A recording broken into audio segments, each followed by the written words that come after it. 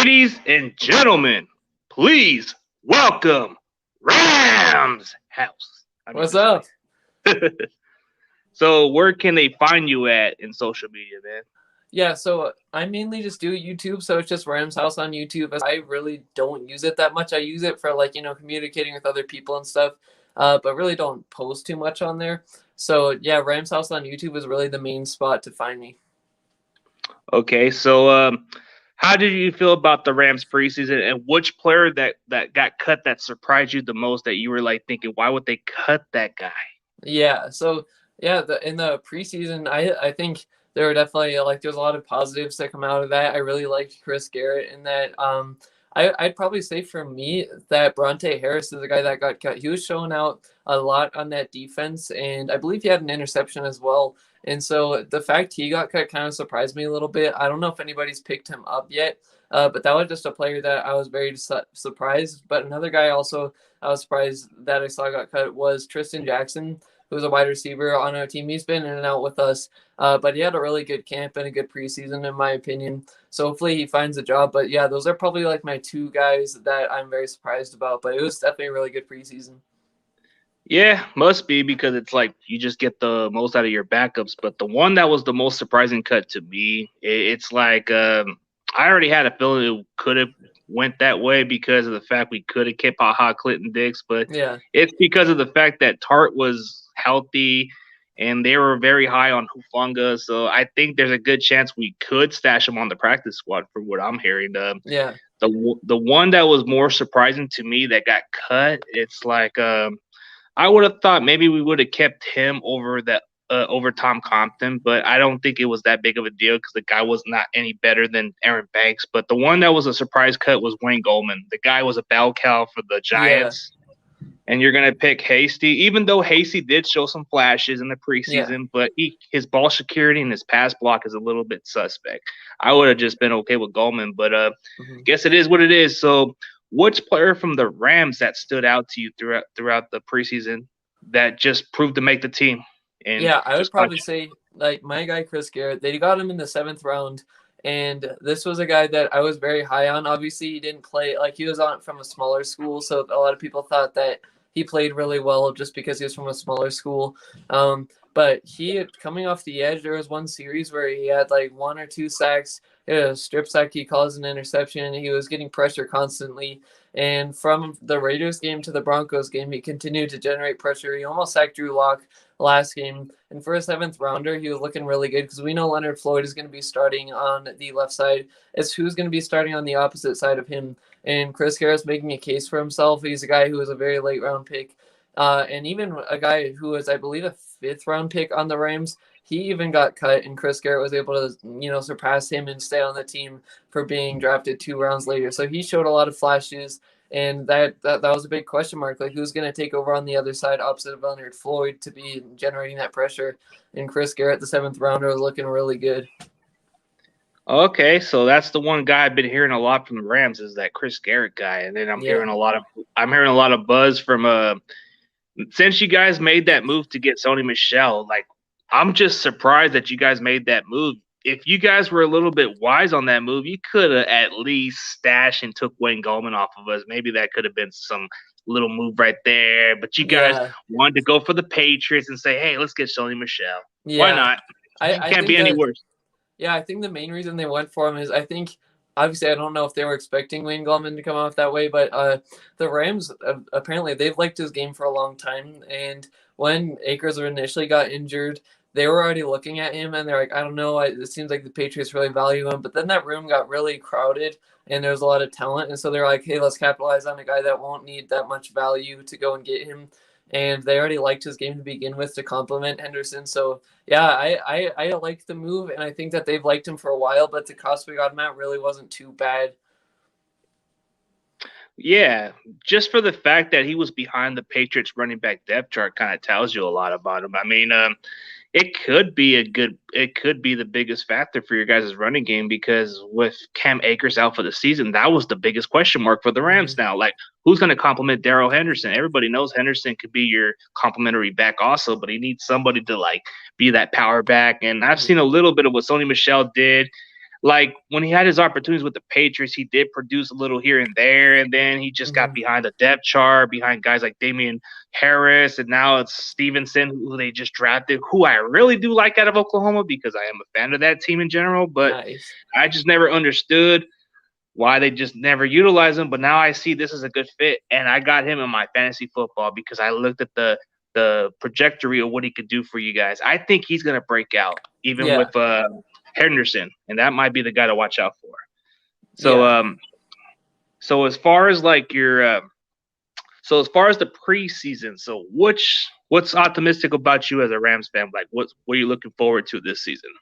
Definitely Stafford. I know a lot of people, like especially in the NFC West, don't think he's gonna like contribute a lot to the Rams. A lot of people think because like the play no playoff wins, not too much success with the Lions, that he's not gonna do good with the Rams. But I personally just beg to differ. Not only because he's just on the Rams, but he's just a good talent, and I think putting him in this Rams offense with Sean McVay to help lead the way, and he's the best coach he's had in my opinion at least.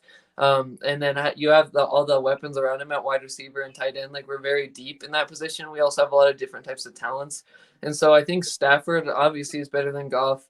You saw Goff like throwing those interceptions at defensive linemen like Javon Kinlaw like on those screens.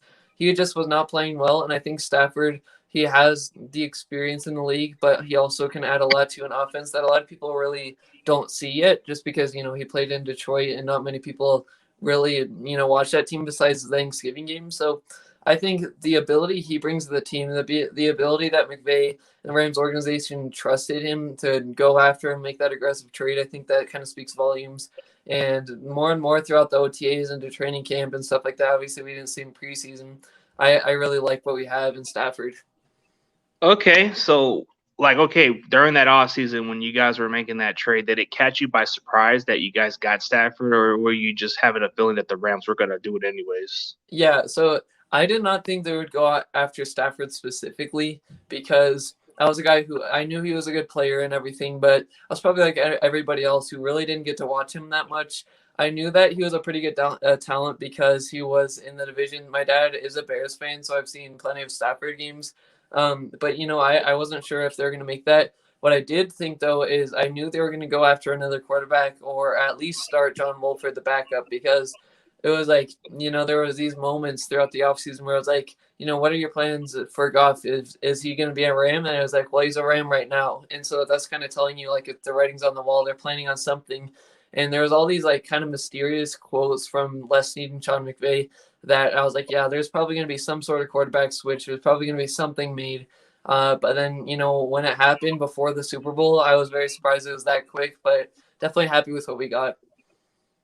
Yeah, it was definitely a surprise. Like I mean, to be honest with you, I was hearing a lot of reports about the 49ers making that move for Stafford, and it just kind of just it made me shake my head a little bit. Like, why are we doing this when we got Jimmy G? It would just pretty much divide the locker room. But Mm-hmm. when we were interested of getting him, it kind of just slid away, and then we were looking to try to get Eddie Dalton, and that didn't work. So Yeah. we just tried to make a trade with the Dolphins, and that's what it was. But everybody was talking about the Mac Jones talk, and I wasn't really buying into the Mac Jones hype. I wasn't like really like most people. I would have been okay with the pick because I know that's the way Shanahan would pick. I know a lot of the fan base would have been really upset about Mac Jones' pick, but a lot of them were going for the Justin Fields situation. And I was like thinking, nah, he doesn't fit our offense. He doesn't seem like the kind of guy that would fit well. I like Trey Lance better. And I was probably one of the very few who said Trey Lance would be the perfect fit for this offense because of his skill set and the way he plays. And this is the kind of quarterback that we're going to face a lot in our division. We're going to face the likes of Kyler Murray, Russell Wilson. Mm-hmm. Even though Stafford is not quite like those guys, but he is a very accurate passer. So Mm-hmm. that's the thing that I'll give credit for the Rams. They did upgrade the quarterback position. They are going to be able to get a guy who could throw the football in a perfect spot and not mess up in plays and not have to have his coach put in place for him, Yeah, and like I thought Trey Lance would be the perfect fit with you guys, especially with the way Kyle Shanahan operates. To me, like I could see Fields could work, But like I feel like Lance was the best player for the situation he's coming into and the team he's coming into. So I was praying on draft night. I was like, don't pick Trey Lance. I know that's the right pick. Don't pick him. And then you guys did. I was like, well, I mean, they made the right move. But yeah, like I think that this division is going to be scary. I think the quarterbacks all around the division are going to be really good and make it very competitive. One thing that I like about Stafford as well is like, yeah, he's accurate and everything. I feel like he also doesn't panic under pressure as much as Goff. Like, I mean, I feel like Goff would either fold under it or he would like throw a weird pass and it would be intercepted. I feel like he can kind of move around the pocket and manipulate it. And then when you got guys like Trey Lance in there who can run the ball, but he's proven he can pass it as well. And then we know Wilson can do. He kind of tortures every defense. And Arizona with Kyler Murray, I think it's just going to be a very competitive division, and we definitely have the quarterbacks to do as well. Yeah, and to be honest with this NFC West division, it's by far the best division in the NFL, and it's not even a question. Like you could even make an argument that 4 of those teams could be playoff contenders just like that, but realistically, it could just be 3 teams at this point because of the way how this lead is. I mean, it could be a little favoritism when it comes down to the team's favorable schedules and all that stuff, but yeah. I know some people would say the AFC North is a very good division too. I'm not disputing that for that division because I know the Steelers fans are going to say the same energy. So, in all perspectively, I do think the NFC West is above the AFC North just a little, Yeah, I've even heard people say that the AFC West is better, like the Broncos and the Chiefs and stuff. I'm like, if the Broncos were more of a complete team, had a starting quarterback, maybe. Because obviously you have to deal with the Chiefs, and then the Chargers are looking pretty good. We'll have to see what they do, but I don't think that it's better by the NFC West just yet. Yeah, there's just a lot of teams who could be very competitive, but it's just when you had to pick the weakest division, it's the NFC East. It's like, sure, Cowboys may be the most talented team, but they got the worst coaching staff when it comes down to it. The Giants, they're just a team that's rebuilding and maybe can make some leaps for the second year. The Philadelphia Eagles, they're in rebuild mode, of course, because they're starting with Jalen Hurts and their defense is a little younger. Then you got a lot of the Washington football. If only they just had a quarterback, I really do think they could be a scary team, but they don't really have a quarterback. So it kind of gives you a little bit of the question mark. Yeah, I agree. So, like, as far as, like, all the divisions, like, you got the NFC North. Of course, people are going to pick Green Bay as the favorite, but I think people keep forgetting about Minnesota. I think they can come back and actually make some noise this year. Yeah, definitely. So what do you think of that? Do you think I'm kind of a little bit off on the Vikings? No, I think they definitely have the potential. It's kind of weird with like Kirk Cousins. Sometimes he's great and sometimes he's not. But then I feel like they always got a chance. I feel like with their coach, I feel like he's more of a defensive minded guy, and if you have a good defense, that's always going to help out your offense because it wins championships, obviously. But I feel like they have the pieces around him, like Adam Thielen, Justin Jefferson. You got Dalvin Cook. You just need the consistent quarterback play because I think that offense has the weapons to be able to do what it needs to do. I do think that defense needs to improve a little bit more, but I'm right with you. I feel like the Vikings could be kind of a sneaky team. Yeah, they could. And then the thing about this interesting matchup is like we're gonna play that division this year, so we're gonna play the Packers, the Bears.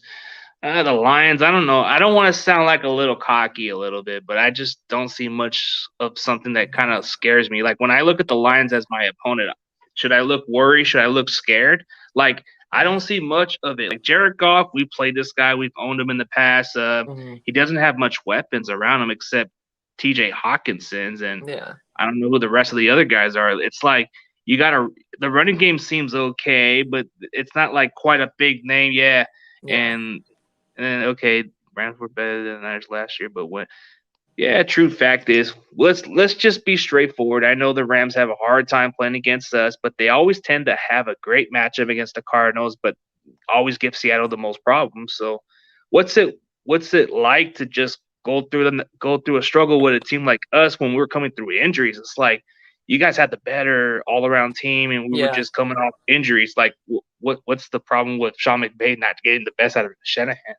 Yeah, I honestly feel like this could just sound like an accusation or something like that. But I honestly do feel like it was Jared Goff near the end of the time. Like, I mean, Akers was having some pretty good games. Like, he wasn't having the best games, but he was having some pretty solid games.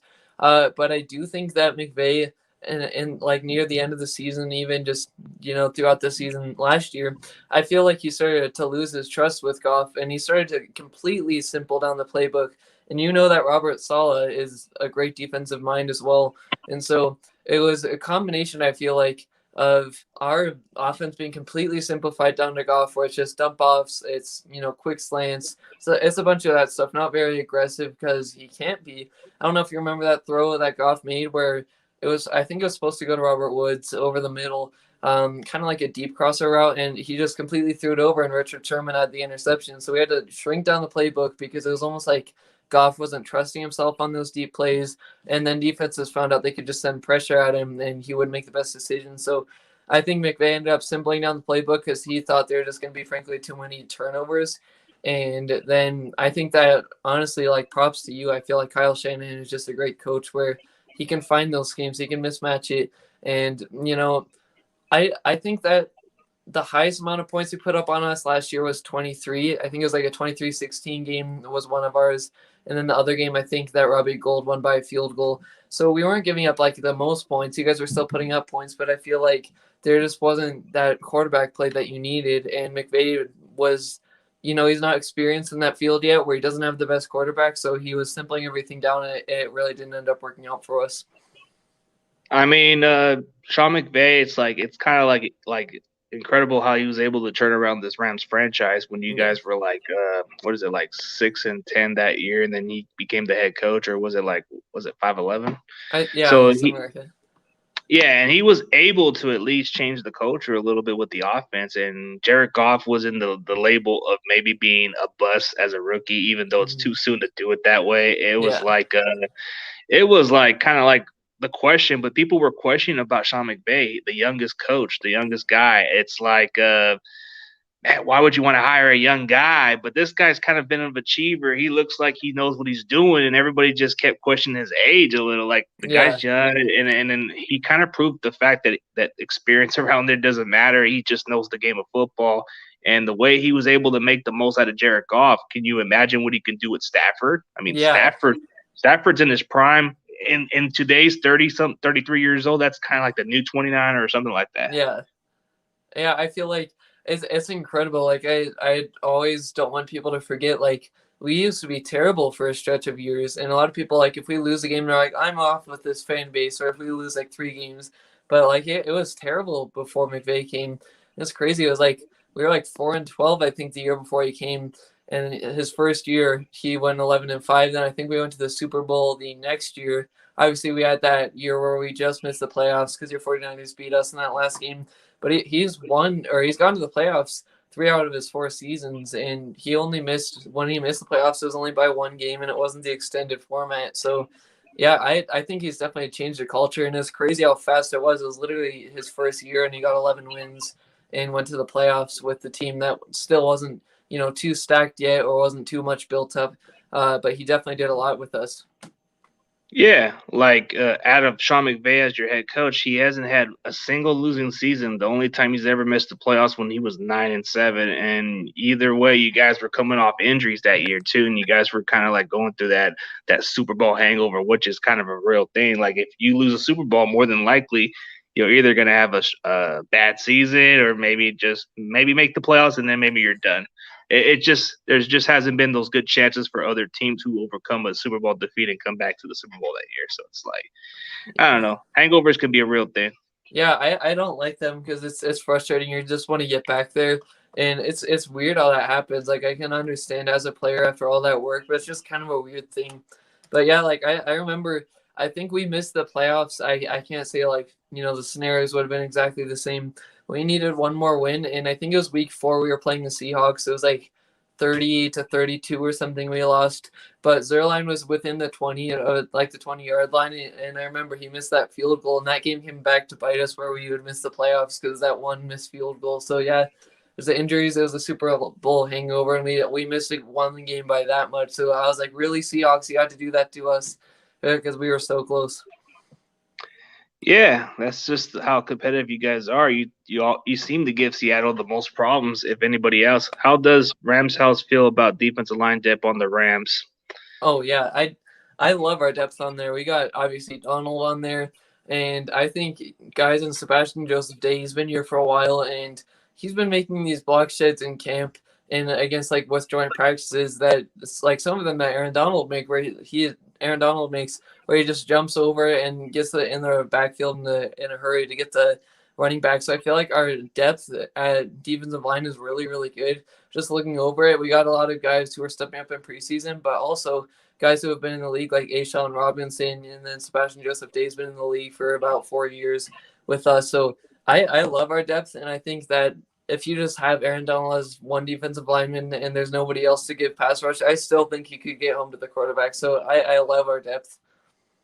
Yeah, I mean, some people just kind of look at it and say it's just Aaron Donald. That's about it. And then looking at Stephen Rose's question.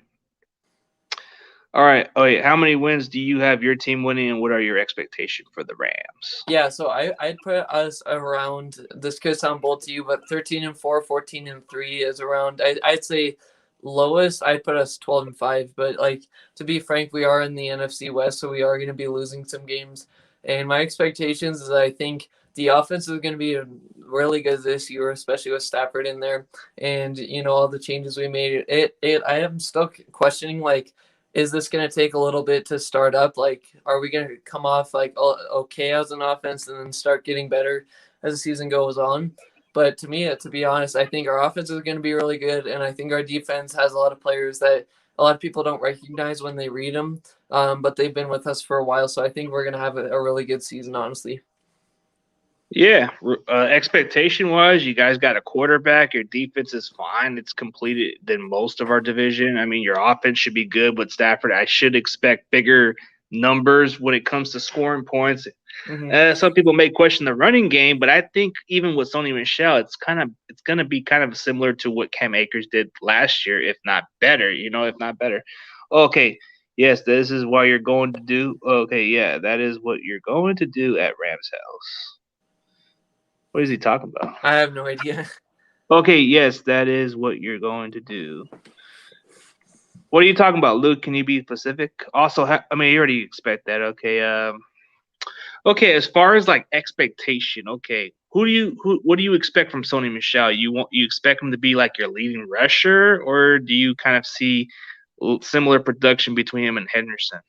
Yeah, so I think Darrell Henderson is actually a very underrated guy, and the Rams have slotted him as the starter over Michel.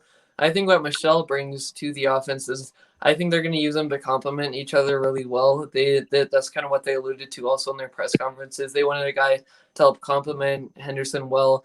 Michel is also very versatile with blocking. He can run to the outside. He can go to the inside. He can do the routes. So I expect Henderson to get a little bit more reps, but also they're expecting to kind of like split them so they can complement each other. And so I think that they brought him in also because he has that experience. He's been to the Super Bowl. He's not too old, but he's not too young. He's kind of like right in the middle there.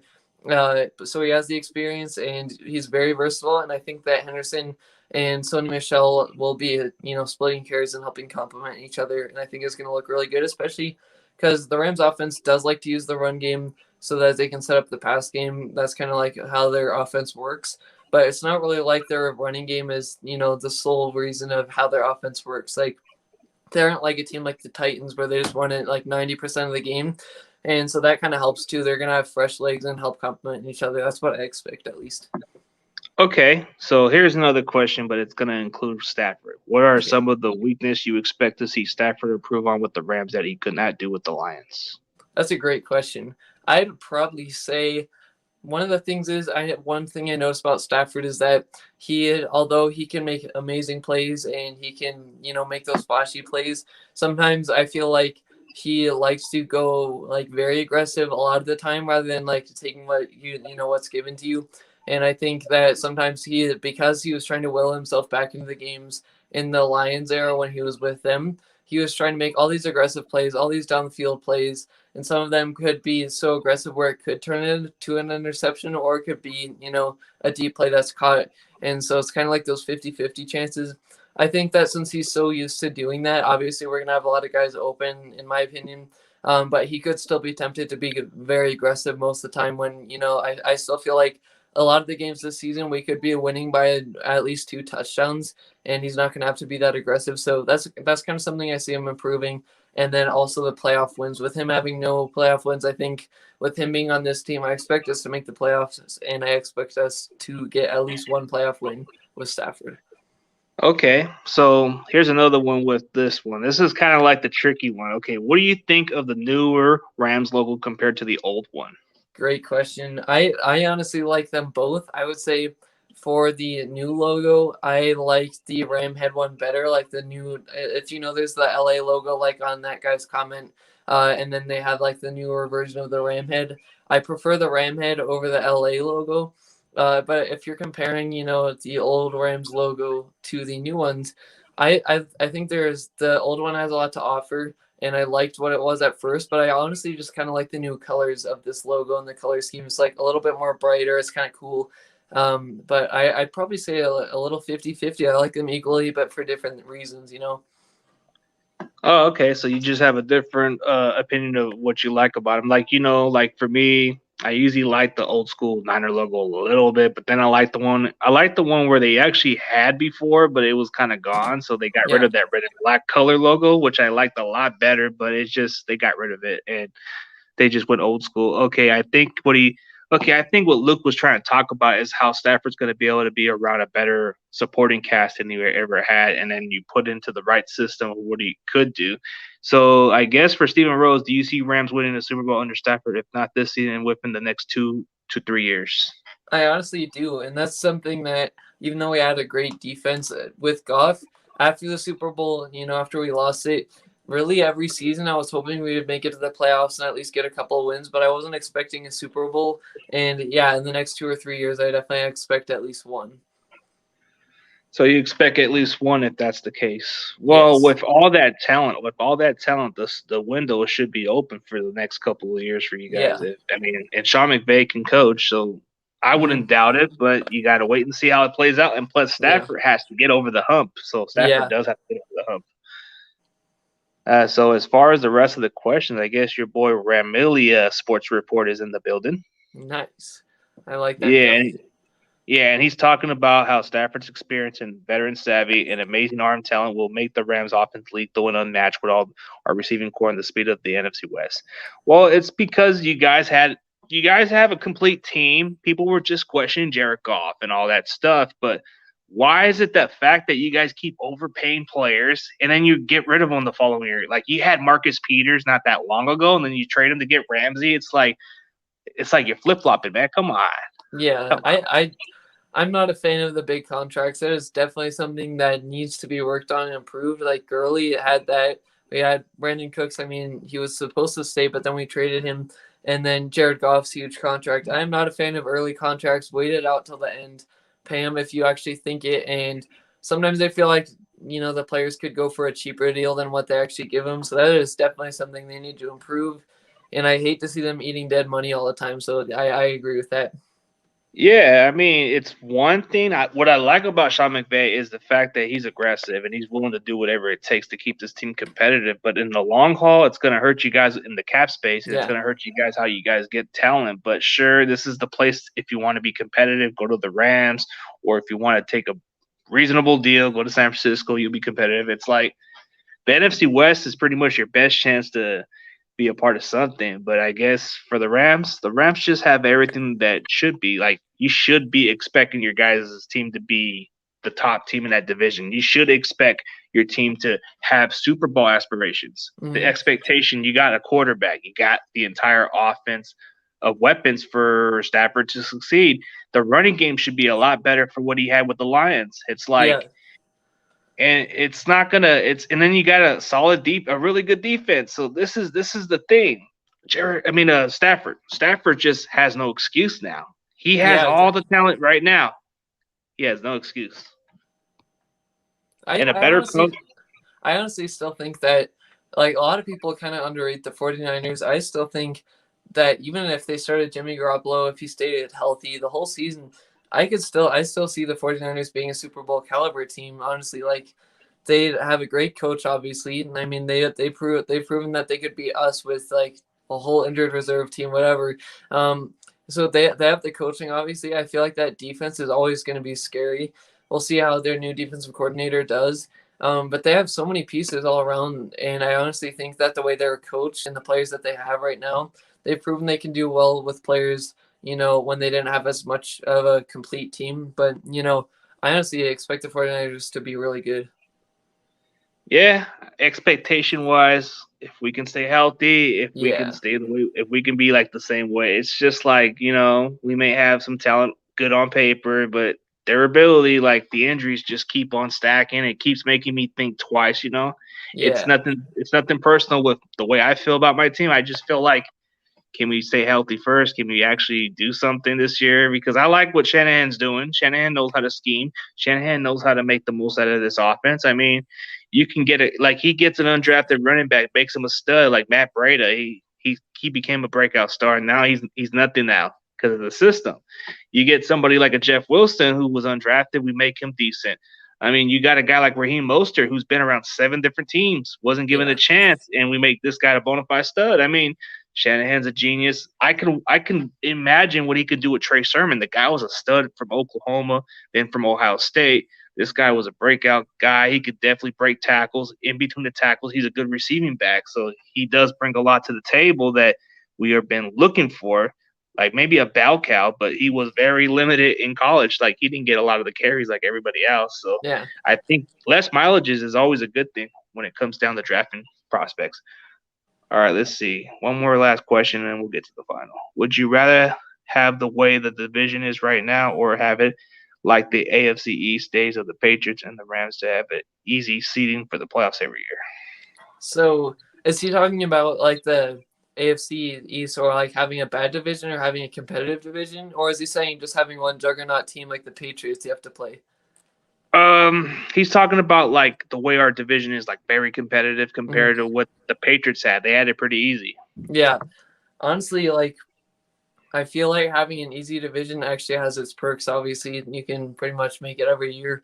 But to me, honestly, I like being in the NFC West. I don't like playing the teams every week because it stresses me out. But I like being in the NFC West because you're battle tested like every time you play each other, and that gets you ready for the playoffs. And I think that the respect you have around the league for being that division and coming out, it's not like people would say, well, yeah, they're making it to the playoffs because they have like a cake division. Like I don't know. I definitely regret the days of like being in the NFC West, and I some days are really annoying. So it's like sometimes the whole NFC West wins the whole week, and then the standings don't change at all.